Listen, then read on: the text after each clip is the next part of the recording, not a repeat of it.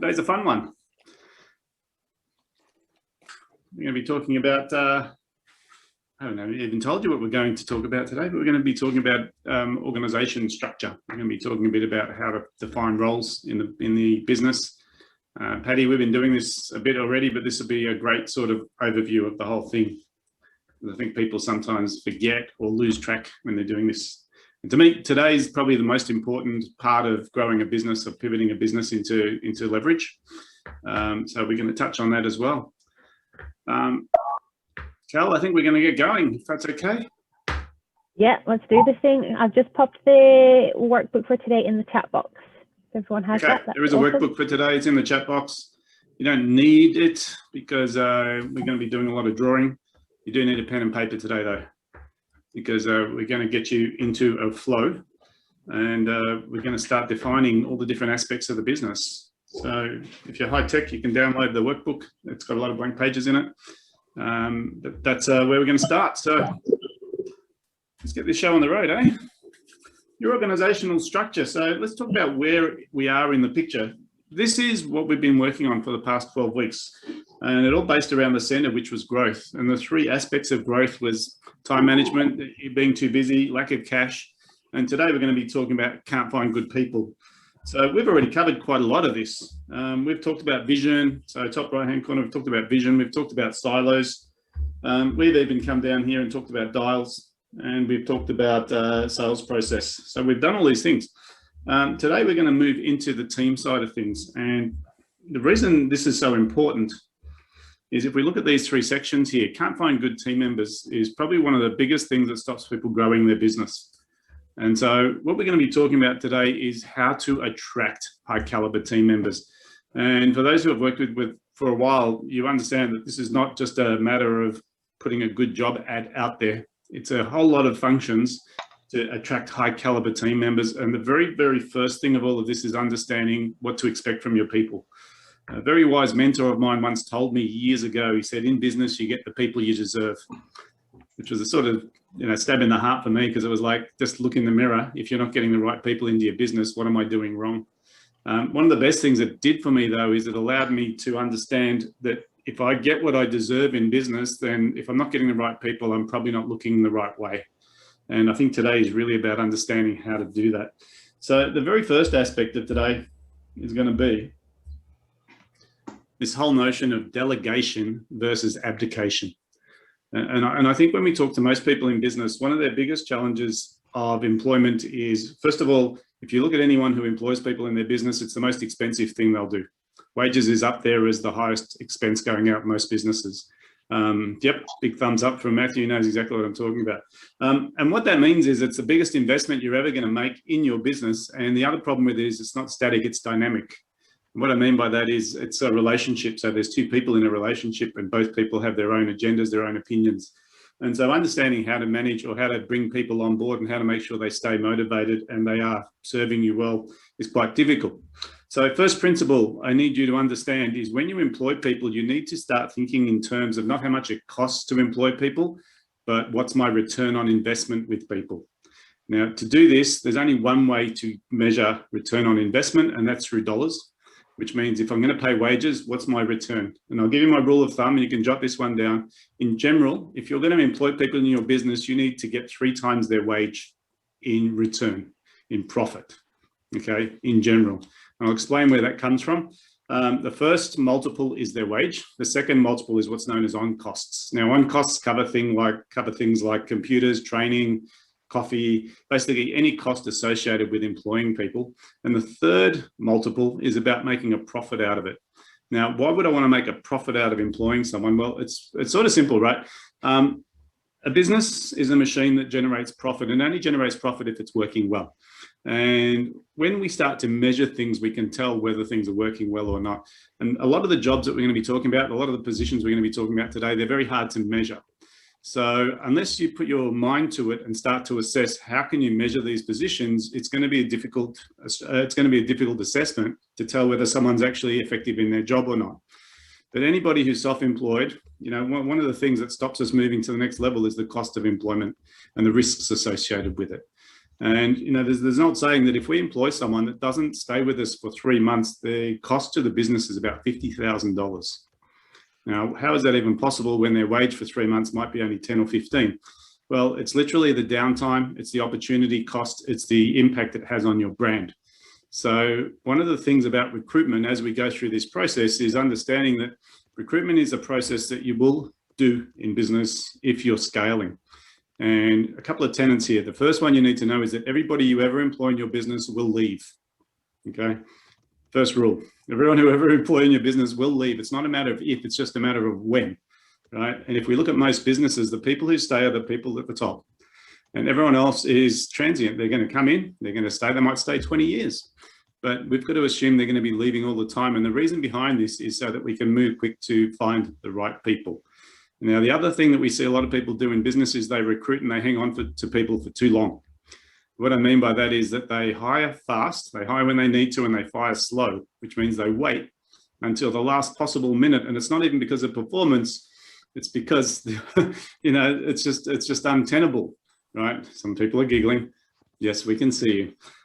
So we're going to fix some of these problems today. And the way we're going to fix them is by starting to understand the difference between this idea of delegation and abdication. Now, what is the difference? I'd just like to get into the chat box what you guys think the difference is between delegation and abdication.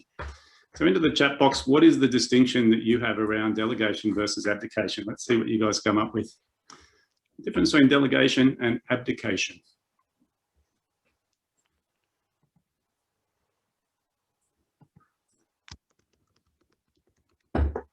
Responsibility, definitely.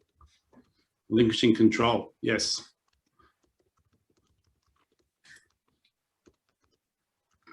Let's hear a couple more. Delegation, you still need to manage, yes, absolutely. Delegation, monitoring smart goals, yep, guidelines.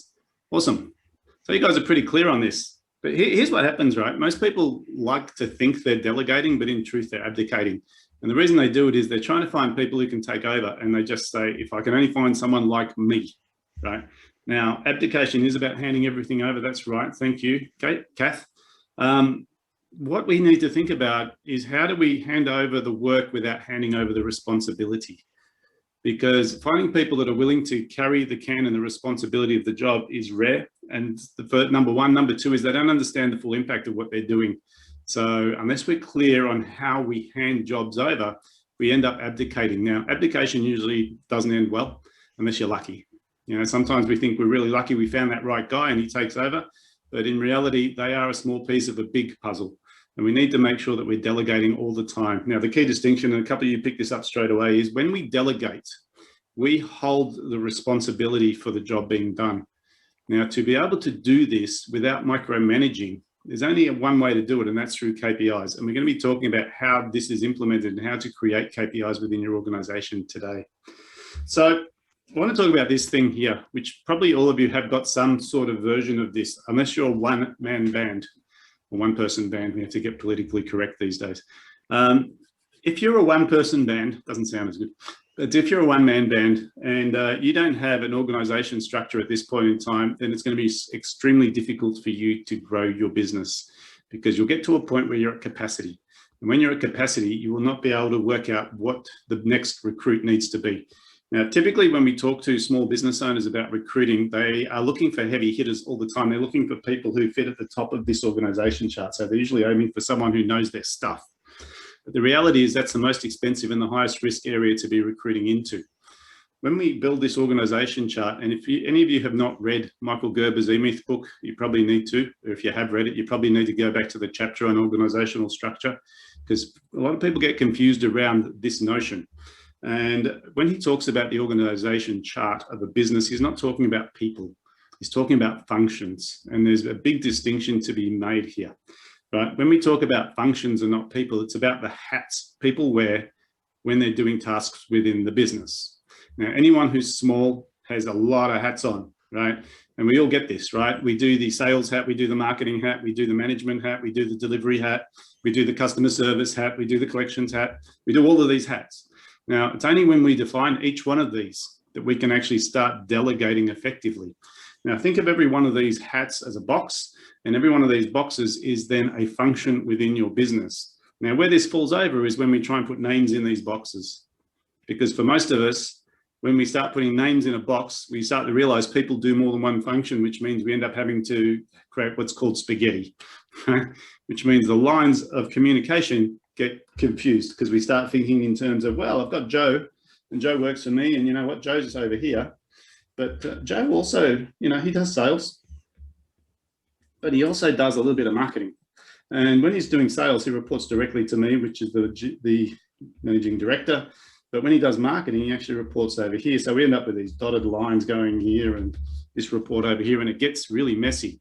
Now I'm going to suggest all of that needs to be removed, okay?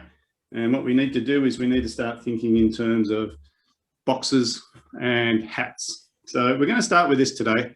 If you've got this in front of you, awesome. If you're not, you're going to get a blank piece of paper, and I'm going to get you to start drawing this, because there's a couple of fundamental flaws that we make, even as self-employed people, for the smaller guys and even for the larger guys. And I'll explain where it all starts. Somewhere in the center of your universe, there is a person who runs your business, right? Generally known as the CEO or the general manager or the managing director. And usually it's the person who's on the call today, okay? Or someone who's with that person. And that CEO's role is probably the first and most difficult one to measure and monitor. But what we're going to talk about is how does this all fit together? Because if we break this down, and I'm going to do the basic breakdown, the CEO's function in a business is to do what? Just anybody. What's the primary objective of the CEO? Just unmute yourself if you like. Patty, you seem to be trying to speak, but we can't hear. Primary objective of the CEO. She's going to talk. George, you're unmuted. I would say to steer the business. Yep. And guide the troops in the right direction. Yes. And how do we measure the performance of that person? Profitability. Exactly. So it's very simple to be a CEO. Your primary objective is to steer the business and to make sure it lands a profit. Now, the difficulty is that when we wear two different hats, we have conflicting objectives. So normally the CEO is also in charge of things like operations or sales. And we could have another one over here, which is admin. And I'm going to suggest if you haven't done this for your business yet, you will create this chart, and it needs to have a minimum of 20 boxes on it. Even if you're self-employed, 20 boxes. And people go, oh, geez, there's only one of me, so that's one box, right? No, it's 20 different boxes because there's different functions. And I'll give you an example. If we're going to admin, we can have accounts payable, we can have accounts receivable, we can have payroll. And it keeps going. If we go into operations, we could have delivery. So this could be literally delivering the service. So we could have a delivery manager, we could have a customer service manager, and we could just keep rolling down here. If we went into sales, you know, we might have new business, we might have account management. Now they might all be the same person, but the reality is the function is different. Okay, and unless we define the functions, employing people to fulfill those roles becomes very murky at best. Now, I don't care how small you are or how big you are, you must start building this chart. And remember, it's not about people, it's about function. If you're struggling to think about how to do this, I'm going to give you 5 minutes to start your chart right now. I want you to think about the 5-year vision or the bigger picture goals that we've set for your business. So think about what the business will look like in the future in 5 years' time. Because at least then you'll have more bodies in the business, which means it's easier to define these functions. So I'm just going to give you a couple of minutes now. Get onto this page. If you haven't got this one open, just draw it on a blank piece of paper. And I want you to start drawing your organization chart.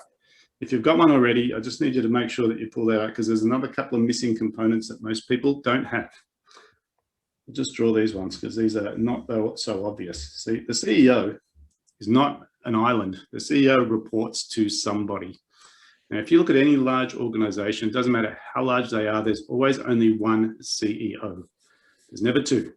So if you're in partnership with someone in your business, you can't both be the CEO of the organization, right? If you're in partnership in your business, someone is taking on that role at any particular period in time.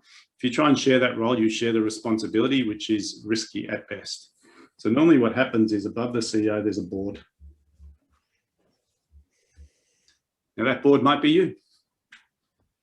But that doesn't stop there. There's one more box that most people forget about. And you need to have these boxes in here to understand how this all works. This little one up here is also known as the shareholders.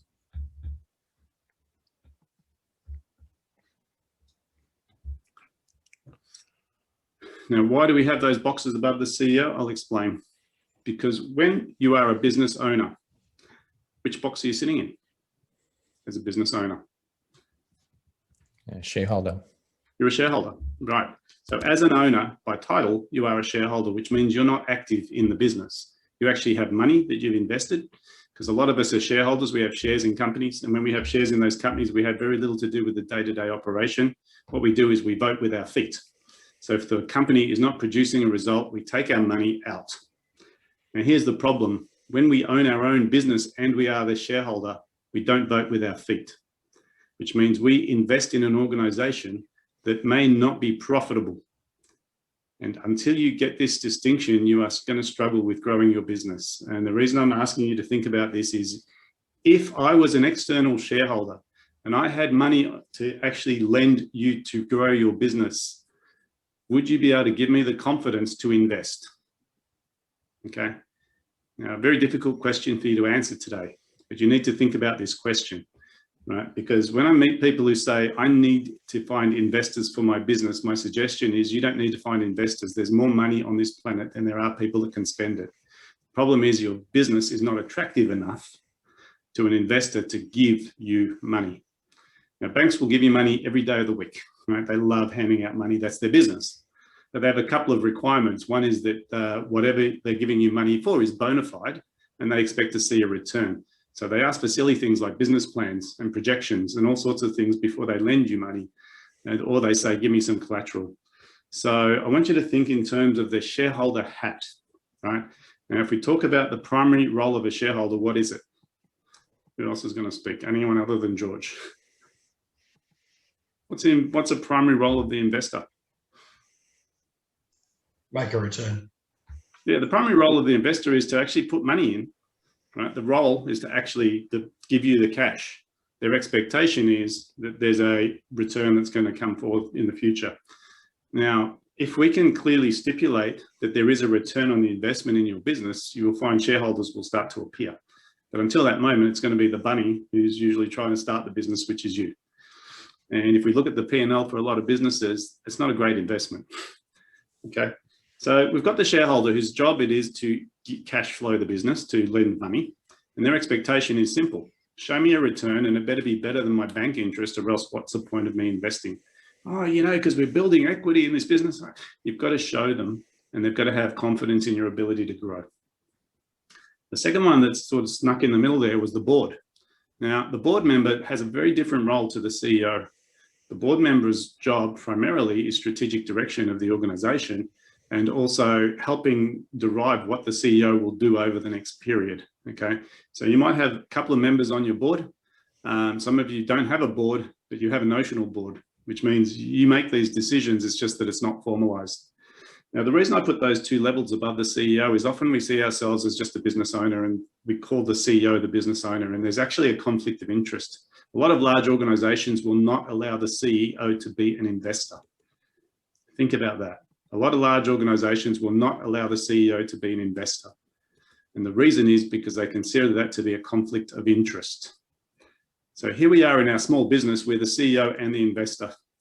So chances are we have a conflict of interest, which means we're making poor decisions because we're biased by the fact we have our money tied up in this business. And it's only when we start to separate these as a small business that we can start to actually be genuine about our business direction and our strategy.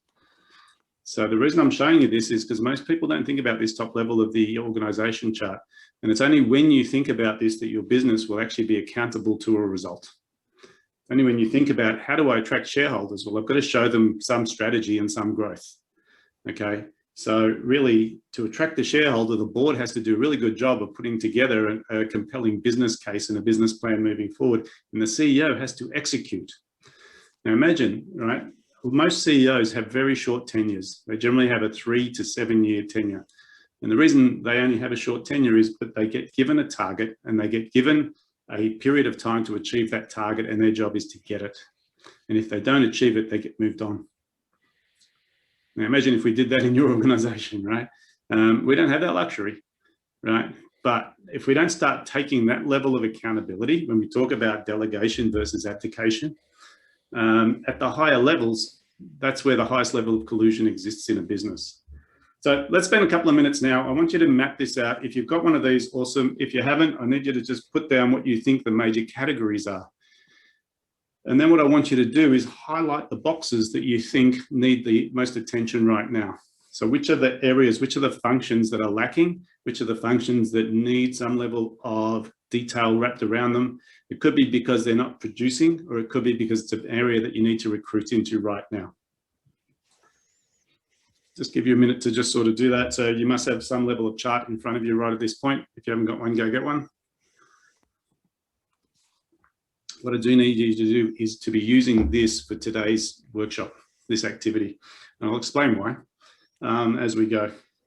But fundamentally, this map that we're putting together today is going to be the core of how you make decisions on who to recruit, how to tell if they're doing their job, and where the business is going to grow.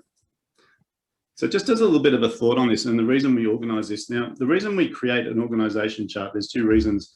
It's one is to identify a thing called gaps. And the other one is what's called overlaps.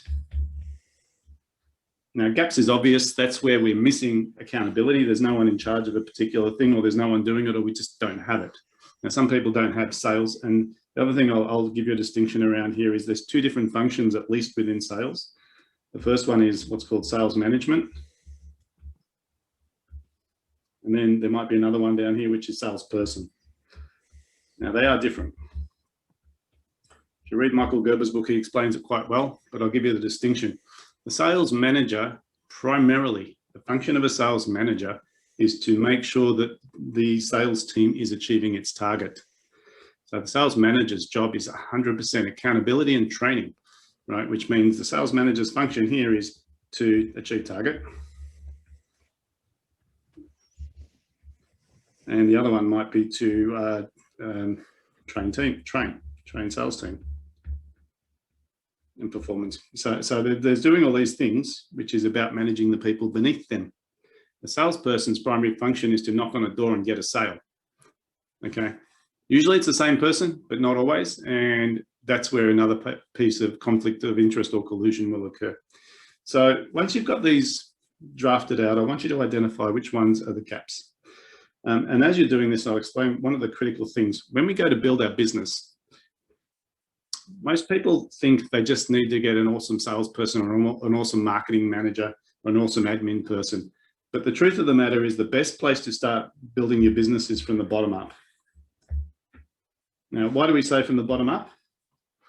Because down the bottom, they're cheap and they're easier to find, right? It's easier to find someone at an entry level and it's more cost effective in terms of wages, right?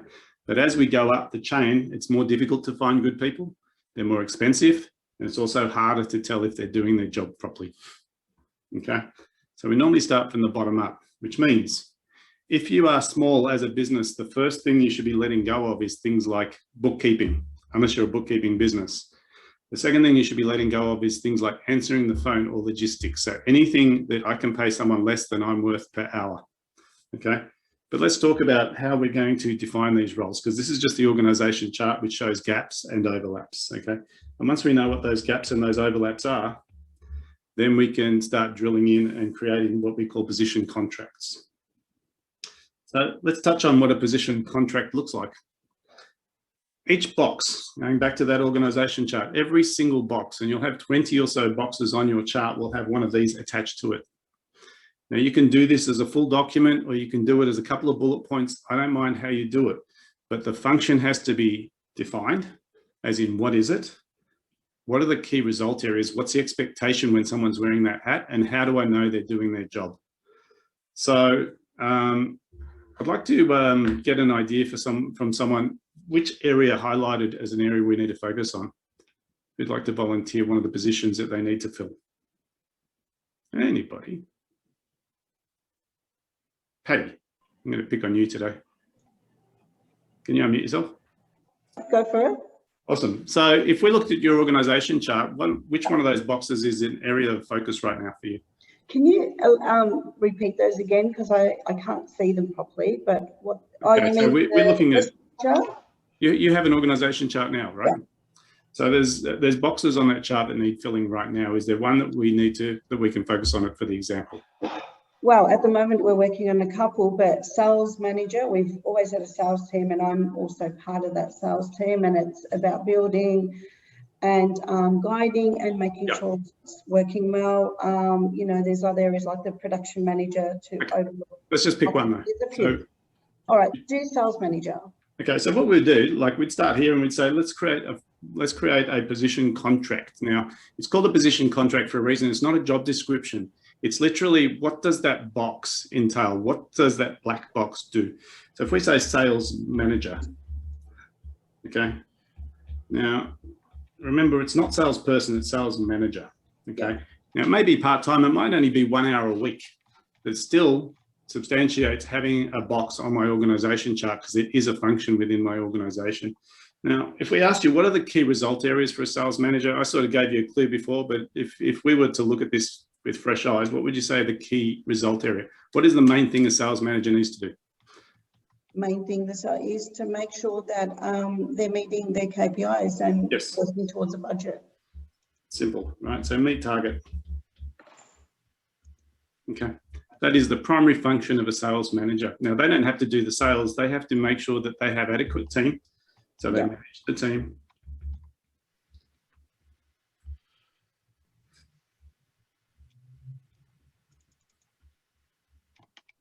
And that sort of can spread out into all sorts of things, including recruitment. So finding salespeople, setting targets for salespeople, motivating salespeople, troubleshooting with salespeople, all of these sorts of things to make sure that they're meeting their targets, okay? Now, KPIs for a sales manager, it's relatively straightforward. So the KPIs, how do we know if a sales manager is doing their job? What would you say, Patty? How would I know if the sales manager, what are the things I'm looking for? If they're meeting, if the sales team is meeting their KPIs, I mean, are they providing the leadership, the training, everything required? Yeah. So they've got to achieve their target. So sales management and sales are fairly straightforward because it's about numbers, right? Yeah. And so we could say the key performance indicator is that they're achieving their target. The other thing we want to make sure, because whenever we set one KPI, we also cause a bit of bias. And what I mean by that is if we say to the sales manager, your job is to meet your target no matter what. Yeah. Okay, this can become risky. Now, we might actually have to sort of blend that with not just a sales target, but it might be targets and achieve profit as well. So they're not discounting. Yeah. Now, the other thing that we might want to make sure of is that we've got some level of employee satisfaction. Because what I don't want is churn and burn, okay? Yeah. So you can see we need to have at least 2 to 3 measurements for every box, or else we end up with a bias. We end up having some level of people will shortcut things. So I know for a fact I used to come from a sales background, and if we were targeted on revenue, we would start discounting to get sales. And you could discount to get sales and achieve your revenue target, but no margin. So we needed to have profit margin and sales targets to accommodate that. So that's a sales manager. Let's go with someone else. Who else has got a role that sort of they highlighted in that box? Someone different. Kath, maybe we'll go with you. She's smiling. Okay. Yes, hello. Marketing is not my strongest suit. So whilst I have found a company that's helping with my marketing, I would actually like to have a team member, a marketing manager on staff for myself. So here's the heads up, and this is what I'd suggest, Kath, is every function, whether you pay a contracting company or whether you employ, it's still a function, okay? Yep. So paying a marketing company is just a way of minimizing risk for you. You don't have to employ someone full time, but I would still create the position contract for them. Yes, yes. They don't like and it. That's exactly what I've found, because the results, are they getting the results ROI? Yeah. Now, within the marketing role, and we'll do the marketing manager, but I'll suggest that there's quite a few functions within marketing. because we've got the marketing manager, and if you think about the marketing manager role, it's very similar to the sales manager. Their primary objective is to make sure there's enough leads, quality leads coming in, okay? Now, it doesn't mean that they do Facebook, SEO, whatever the channel is. It just means that their job is to manage all of those channels and produce a result. So what are the key result areas that you'd suggest for the marketing manager role? It would be number of new lead generations and nurturing as well. Excellent. And sales cycle, how long it takes to measuring from initial lead to conversions and percentages. So what I would suggest is there's a quality question, there's a quality key result area in there as well. So it's not just about generating leads because they have to be quality. There's two ways of generating leads, new ones, names coming into my system, and nurture, which is activating or nurturing the people that are in my system right now. And the other key result area is to make sure that the quality of the leads remains high. Okay, so you notice in the key result area is always saying is, what is this person's main function? And once again, it's a hat, right? This could be 2 hours a week. This could be a full-time job. It depends on the size of your organization, but the function stays the same. And that's why this is so important to get right, because you'll be doing this over your period of time as a business owner, and then you'll be taking some of these position contracts and blending them together into a job. If I'm employing a marketing company, here's one of the issues that I've often found. If I knock on the door of a marketing company and say, can you do my marketing? They come straight back and say, yep, no problem, we can. And they'll start recommending channels to me straight away. And they'll say, we do SEO and we do this and we do that, and that's what you should use. Now, the reason they're selling me those products is because that's the product they have, not necessarily the best product for me. So they're technically not doing the marketing management role, they're doing the marketing delivery role. Does that make sense? And Absolutely. often I've seen people spend money on marketing companies, and the company said, well, you know, we work in SEO, that's our space. So we're going to sell you SEO.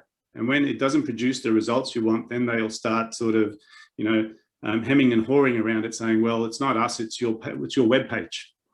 And you go, hang on a second, I need a marketing manager. I don't need someone to blame the web page for the non-performance of my marketing dollar.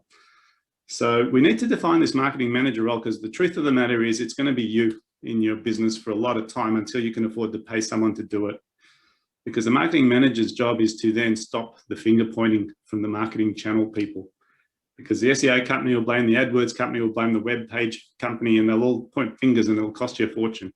So the marketing manager's role is quality. So when fingers start to get pointed, they close all those doors very quickly and isolate the problem. If that makes sense. Yep. So then in terms of key performance indicators, once again, marketing is a fairly simple one, right? Because we measure it based on numbers. And what's the main number we're measuring in marketing? It's conversions. Yes, Or, yeah. It's the one before that, because conversions are usually a measurement of sales.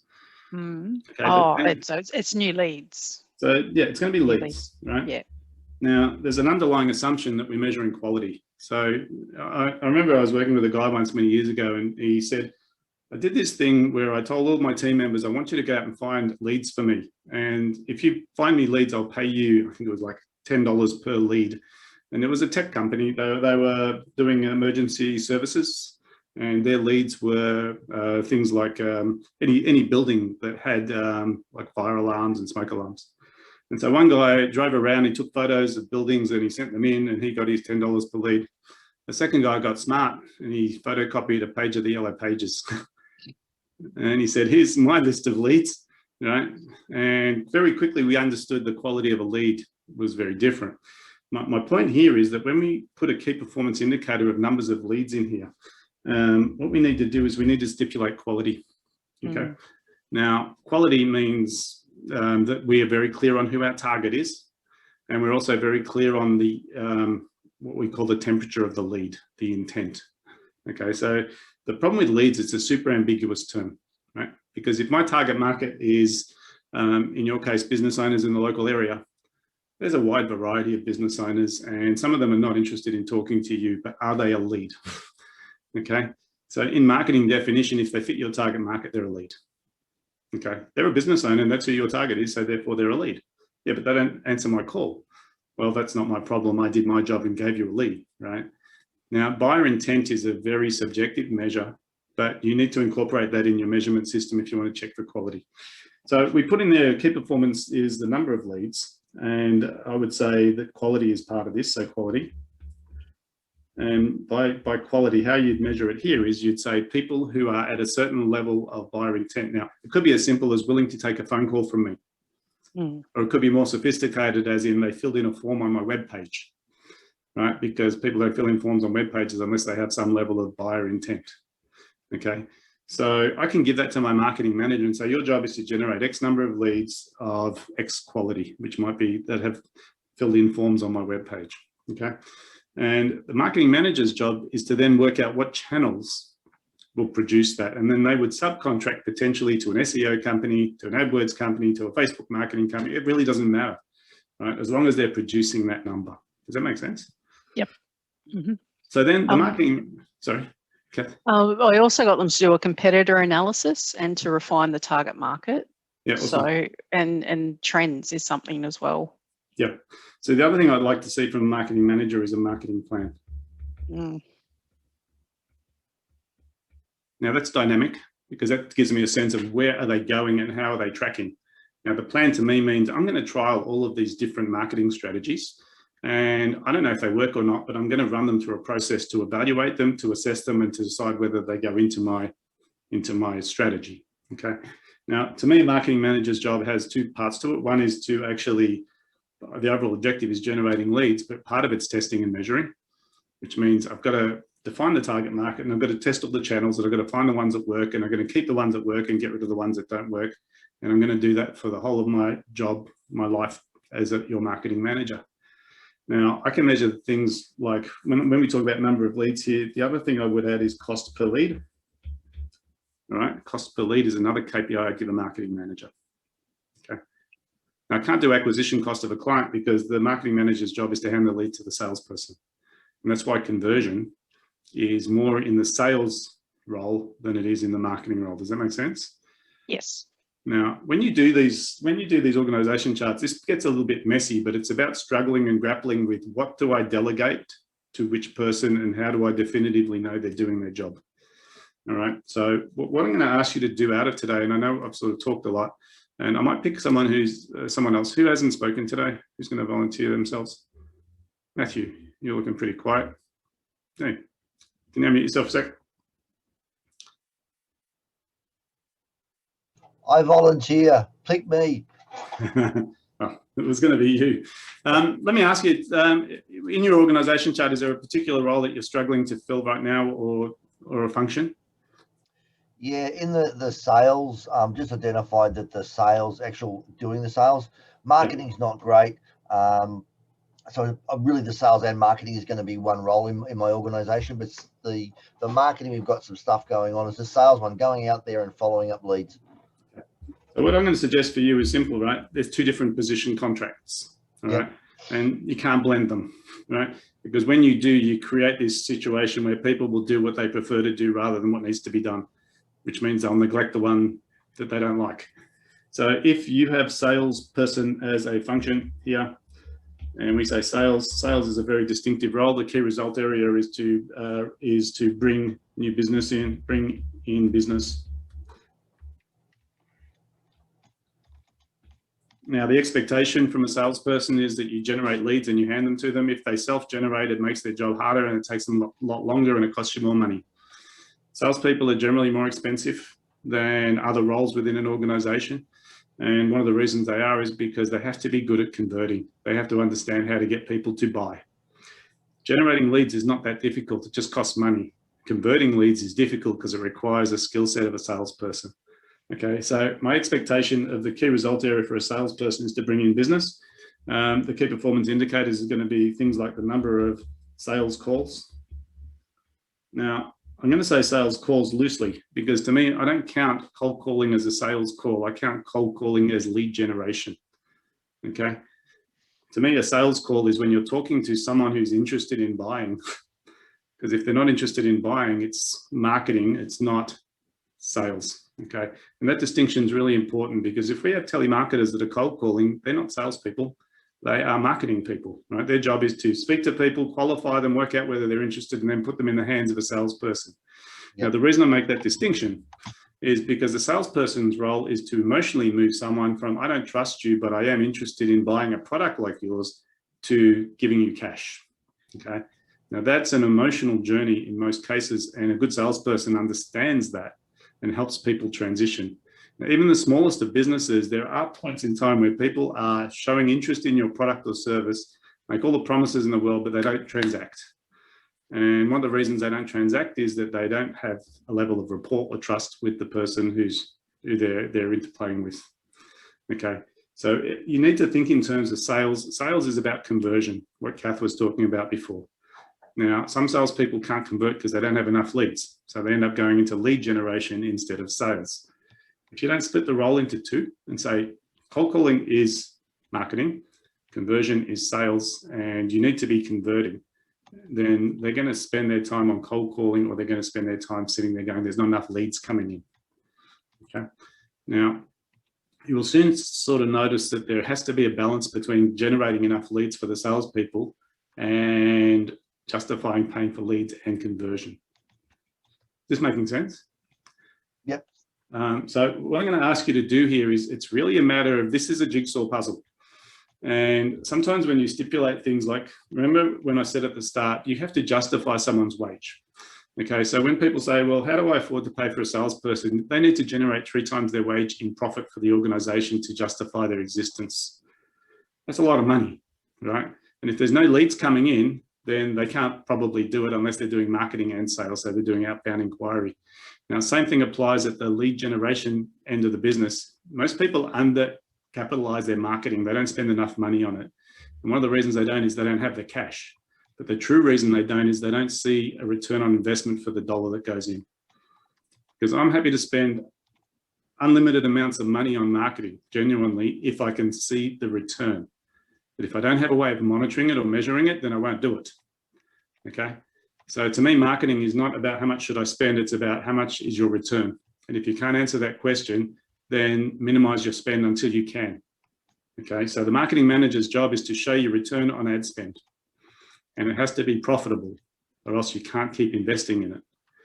Okay, making sense so far?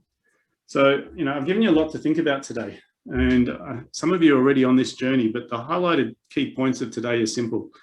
You can't grow your business beyond yourself without employing other people. Rule number 1.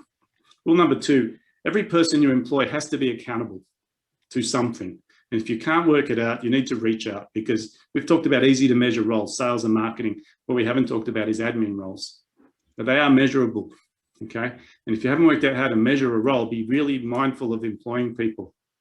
I'll give you a tip, right? This is another tip from one of my mentors. He said, David, when you go to employ people, employ them when you can only half afford their wage. Now, I want you to think about, why would he say that? Employ them when you can only half afford their wage.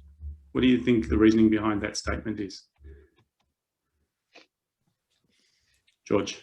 They should help you grow the business to fill up the rest of the wage and more. Yep. So it's simply saying, if I'm going to employ someone and I can afford their wage, there's a risk that I'll just pay them and they won't produce. Whereas if I can only half afford their wage, I'm now looking for ways to increase my revenue and profitability to accommodate their wage. So it's a great test, right? If I said to you, hey, you can employ a marketing person, you say, I can't afford it. I say, can you afford half their wage? You go, well, I probably can. Well, now we need to move down the path of identifying what their KPI is, what is the target they need to achieve, so you can afford their wage. And that's going to force you to make people accountable for the money they're going to take out of your business. Okay. It's the same with administration. It's even the same with operations, right? If you're doing the delivery of your own services, right, which a lot of people do, one of the risks is that while you're doing that, you're not doing the other jobs that are of more value to you, of greater value to you. So sometimes it's about employing operational people so that you can go and do the sales. Because I do find yes, George. I was just going to say, is that why the trial period or the probation period is 6 months? Is that so that you, like, if you can only afford half, you can try and performance manage the person through that period of 6 months, and therefore if you do find that they're not able to perform, then you let them go in I wouldn't 6 wait months? 6 months. What I would suggest is, and we'll talk about this in the next chapter of this story about recruitment, is not only do you have to set up the numbers so that they can achieve 3 times their multiple in profitability eventually, then you'll have a ramp up period over the first 6 months, usually 3. But I don't want to wait 6 months to get rid of someone. I want to wait the minimum amount possible. Right? Now, the way to do that is to have a 3-month induction program that you're actually expecting them to demonstrate their skills during that time. Okay, if you employ someone, you need to be able to measure them from day one. Mm-hmm. Which means if I'm employing someone as, say, a salesperson, I expect them to start closing deals within the first month. Because if they can't, then either I haven't got my marketing right or they're not selling. Okay. If I employ a marketing manager, my expectation is they're going to start producing reports for me from day one. They're going to start measuring things from day one, and they're going to show me the movement. Okay. They need to move quickly, right? Because if I can only afford half of their wage, it doesn't mean I should wait till 6 months, right? It means I need to make sure they're performing as quickly as possible. All right, because or else think of it like a property investment. I can buy properties that are negatively geared or positively geared, right? If I buy negatively geared properties, I get capital growth, but I run out of cash. And that's what people do when they employ people that they think are going to be good in the long term. They end up having all these employees they're paying wages for, but there's no return. Okay. If I buy positively geared properties, that means that not only do they pay for themselves, they spit out a profit. They might not grow from a capital perspective, but I can cash flow them. Yeah. So in a business, I need negative and positive. I don't mind investing in people for the long term, but I need some people that are producing from day one as well. Or else I'm going to go into a big black hole. Okay. So this is why I'm saying start from the bottom up. If you start employing an admin person, if you put on a PA as an example or a VA, it costs you something like $30 an hour, and they take all the admin off you, you'd be better off doing the marketing and the sales yourself in the early stages. And that's why I'm saying start from the bottom up. Things that you should not be doing in your business. First one, bookkeeping. You should not be doing your own bookkeeping because that's easy to find people to do. The second thing is things like administration, because I can get an admin person, a VA, who can do a lot of my administration for me.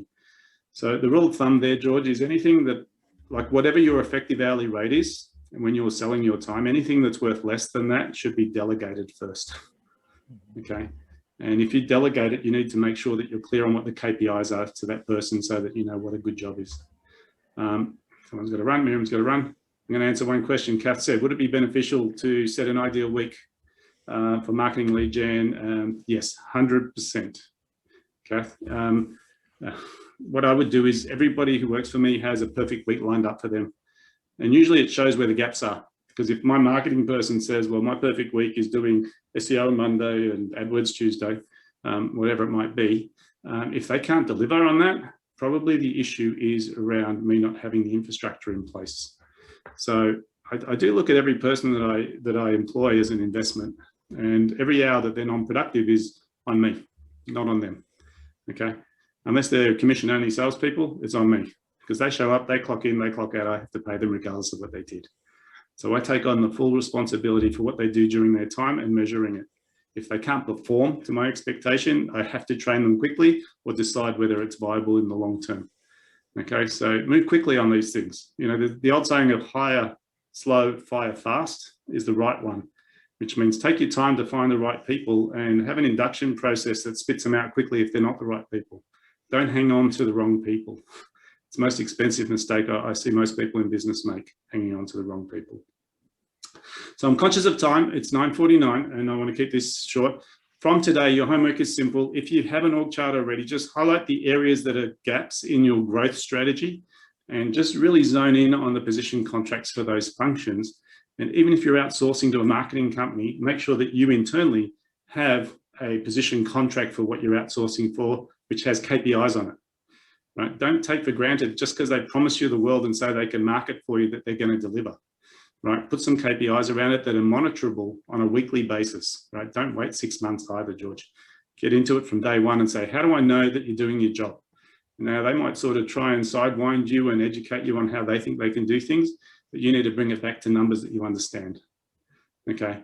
And have some patience. You will make some mistakes along the way. There's nothing wrong with that. Right? The whole idea is to cut it short. Right? Because sometimes you have to test stuff. And testing stuff to me is simple. I create a position contract if I'm testing, say, AdWords campaigns. No problem. How long is it going to take to get a result? Oh, we'll get results within the first month. What does a result look like? Oh, you'll get traffic. Traffic doesn't pay the bills. Right? I need sales. Oh, well, we can't promise you that, but we can promise you quality leads. Well, define quality to me, right? So I'm going to keep going until I've got a measurable KPI, and then I'll put it on that contract, even if I don't hand it to them, and I'll use that to monitor performance. So let's wrap up with some takeaways from today. What sort of what's resonated with you? What's been most exciting, most interesting, and what's pushed a button? Let's go around the table. Start with you, Stephen. No, you have to unmute. Can't hear. I got it. One thing, just to do the operational functions chart for all the positions, regardless of whether you need them filled or not. Yeah. Anyone you pay money to, I would be starting by saying, I need to define exactly what I expect from you and negotiate it with them. Don't just sort of be stubborn about it. Just work out what it needs to be measurable. Awesome. Eddie. Even the positions not filled, we'll do those as well. Even the position's not filled, right? To me, I'd rather do this before I fill the position and grapple with what I expect from someone before they start and not wait too long. Awesome. Eddie, what resonated with you today? Yeah, managing the department well and the KPIs you set. Yeah, I think it's really important. Yeah, and with KPIs, just bear in mind they're not simple and straightforward. They have to be worked on. But the question that you need to answer for a KPI is, how do I know when that function is being fulfilled to my expectation? How do I know? Yeah. Right. And if you can't do that in a number, it's super difficult to measure. Right. Numbers are easiest. Awesome. Alex, for you, what's your takeaway? What resonated with you today? Well, it was quite interesting and educational, but the last, what you said, David, is really hit the nail. What's that? The marketing KPIs, and to create the structure, create the chart, Yep. Measurable KPIs, and actually manage them weekly. I sort of let it go, thinking that people know more than I know. That's not the way to go. That's called abdication. Yeah, it's spot on though. It is, sometimes you have to wrestle with this, but you know, as a business owner, if that piece of the puzzle doesn't fit, it's never going to fit. But how do I know? I have to have some level of measurement around it. So there's not a one shoe fits all here. It's about struggling and grappling with this until you've got some measurements that you can use. Awesome. Michael, what resonated with you today? Hi, David. Yes, you've helped us create a functional org chart for our business where Miriam and I fill all the roles. But I think what hit me today was that we need KPI for each of the roles. Yes, you do. And especially if you're going to pay someone else to do it, because I want to see a return on my investment for wages. Yeah, 100%. Awesome. Very good. Kath. The big thing for me is I have defined the roles for what I need for 5 years' time, but I haven't specified KPIs for each. So that again is my takeaway, and I can't find out who, not how, until I do that. Yeah, yeah. I mean, the numbers don't lie, and that's one of the reasons we use them to drive. So awesome. David Bracker, can you? Yep. Hi, everybody. Thank you. The biggest thing that was that I took away today is just the cost of making 3 times on the hourly rate of what you want a staff member. And like in our industry, if I'm paying out about $30 an hour, then if I'm quoting something, I've got to try and get it to quote at $90 an hour. And that's just doesn't happen. So like we're lucky to make, you know, $12, $15, $10, $15 an hour on the labour component. Okay. So that is something that I don't know if that model is for every business, or is it? I'll give you the distinction, David. Yeah. Your cleaners are what's called stock in trade. Okay. They're not wage employees. Yeah. So I don't think you'll get 3 times multiple on a wage of a contract cleaner. Right. It'd be nice if you could. But the reality for you is they're stock in trade. They have a job to do, and you employ them to do that job. The profit they make has to be substantiated by people in the office, right? So maybe think of it differently, because the thing with stock in trade in a commoditized business like cleaning, you'll never get 3 times $30 for an hourly rate unless you're doing some sort of elaborate packaging. Okay, so what we're trying to measure here is most people within the org chart. And predominantly speaking, it's going to be management, it's going to be sales, it's going to be administration. Okay. All right. Yeah. Awesome. Let's keep rolling. Thank you. Matthew, what resonated with you today? The differentiation between sales and marketing, like we talked about, making sure they're there in the KRAs, and actually going what my contract is and who does that, whether I outsource it or not. Yep. One thing I would like to say is WebTrim measures staff production management, and we actually have a thing called a staff ROI report. Yep. And we actually could tell you how much dollars, we actually put a number against every staff member for production work. Brilliant. If anyone's interested, I'm available to talk to you about that. Awesome. Thanks, Matthew. George, what resonated with you today? Look, I like the idea of hiring from the bottom up, Yeah. and maybe seeking part-time supervision for the top down. So I'll probably I'm going to focus on that and getting the KPIs right. Yeah. So a small company like yours, George, the marketing management role is probably 2 hours a week. You can do that, right? But just do it to a function, right? Do it to a operational function, which has KPIs attached to it. So if you're going to do the marketing manager role for 2 hours a week, what's the measurement? Okay. Yeah. Yep. So the trick with these boxes is not about number of employees, it's about owning that function. And if you're going to be the marketing manager, which most small businesses, the owner is, how do you manage it, right? And that's where the KPIs kick in. So yeah, absolutely. And employ yourself as a marketing manager, but then employ the contractors to do the actual work of marketing. Awesome. Really good. Hopefully today was useful. It is a bit of a hard topic to cover, but it's really like if I was going to pick one area of all business that will scale and leverage your business to the future, this is it. Right? Finding people to take tasks off your plate that are doing their job profitably for you is going to make the difference to you having time to scale the business or being stuck in the engine room. So persist with this one, please. If you get stuck with it, please reach out. Happy to have a look at some of these organisation charts or these functional specifications, these position contracts if you get stuck with them.